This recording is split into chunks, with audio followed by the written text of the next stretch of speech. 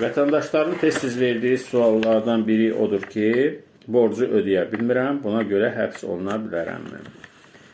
İcra orqanlardan bildiriş daxil olur və qeyd olunur ki, 10 gün ərzində könüllü olaraq borc öhdəliyi icra edilməlidir. Əks halda məcburi icra tədbirləri həyata keçiriləcəkdir. Hətta inzibati və cinayət məsuliyyəti ilə bağlı qeydlər aparılır.